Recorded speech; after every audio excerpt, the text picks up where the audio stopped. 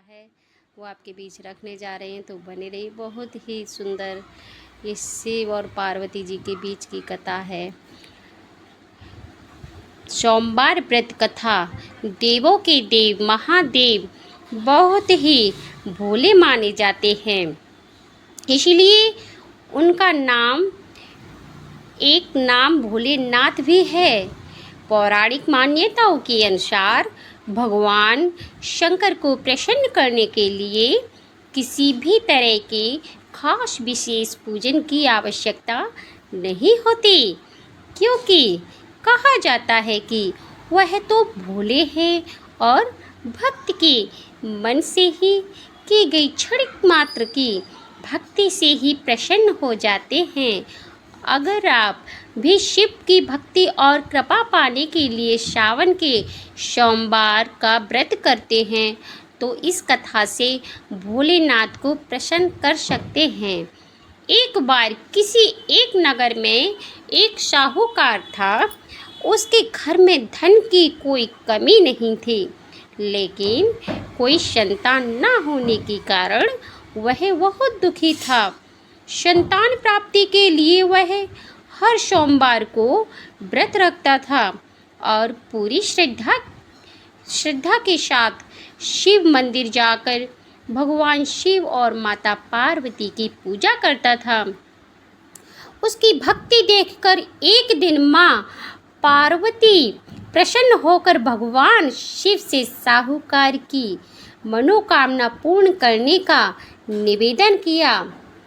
पार्वती जी के आग्रह पर भगवान शिव ने कहा कि हे पार्वती, इस संसार में हर प्राणी को उसके कर्मों का फल मिलता ही मिलता है और जिसके भाग्य में जो हो उसे भोगना ही पड़ता है। लेकिन पार्वती जी ने साहूकार की भक्ति देखकर उसकी मनोकामना पूर्ण करने की इच्छा व्यक्त की। माता पार्वती के आग्रह करने पर शिव जी ने साहूकार को पुत्र प्राप्ति का वरदान तो दिया, लेकिन बताया कि यह बालक 12 वर्ष तक ही जीवित रहेगा। माता पार्वती और भगवान शिव की बातचीत को साहूकार सुन रहा था, इसलिए उसे ना तो इस बात की खुशी थी और ना ही दुख था। वह पहले की भांति शिव की पूजा करता रहा। कुछ समय के बाद साहूकार की पत्नी ने एक पुत्र को जन्म दिया। जब वह बालक 11 वर्ष का हुआ तो उसे पढ़ने के लिए काशी भेज दिया गया। साहूकार ने पुत्र के मामा को बुलाकर उसे बहुत सारा धन देते हुए कहा कि तुम इस बालक को काशी विद्या प्राप्ति के लिए ले जाओ। तुम लोग रास्ते में यज्ञ कराते जाना और ब्राह्मणों को भोजन दक्षिणा देते हुए जाना। दोनों मामा भांजे इसी तरह यज्ञ कराते और ब्राह्मणों को दान दक्षिणा देते काशी नगरी निकल पड़े। इस दौरान में एक नगरी पड़ी जहां नगर के राजा की कन्या का विवाह था, लेकिन जिस राजकुमार से उसका विवाह होने वाला था वह एक आँख से कड़ा था। राजकुमार के पिता ने अपने पुत्र के काना होने की बात छुपाने के लिए साहूकार का पुत्र ईमानदार था, उसे यह बात सही नहीं लगी, इसलिए उसने अवसर पाकर राजकुमारी के दुपट्टे पर लिखा कि तुम्हारा विवाह तो मेरे साथ हुआ है, लेकिन जिस राजकुमार के संग तुम्हें भेजा जाएगा वह एक आँख से काना होगा। मैं तो काशी पढ़ने जा रहा हूँ। जब राजकुमारी ने चुन्नी पर लिखी बातें पढ़ी तो उसने अपने माता पिता को यह बात बताई। राजा ने अपनी पुत्री को विदा नहीं किया, फिर बारात वापस चली गई। दूसरी ओर साहूकार का लड़का और उसका मामा काशी पहुँचे और वहाँ जाकर उन्होंने यज्ञ किए। जिस दिन लड़का 12 वर्ष का हुआ उस दिन भी यज्ञ का आयोजन था। लड़के ने अपने मामा से कहा कि मेरी तबीयत कुछ ठीक नहीं है। मामा ने कहा कि तुम अंदर जाकर आराम कर लो। शिव के वरदान अनुसार कुछ ही देर में उस बालक के प्राण निकल गए।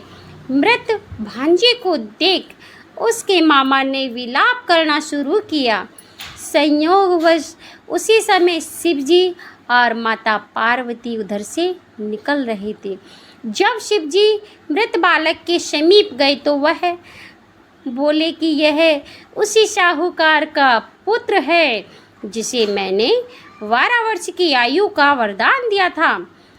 अब उसकी आयु पूरी हो चुकी है, लेकिन मातृभाव से विभोर माता पार्वती ने कहा कि हे महादेव, आप इस बालक को और आयु देने की कृपा करें, अन्यथा इसके वियोग में इसके माता पिता भी तड़प तड़प कर मर जाएंगे।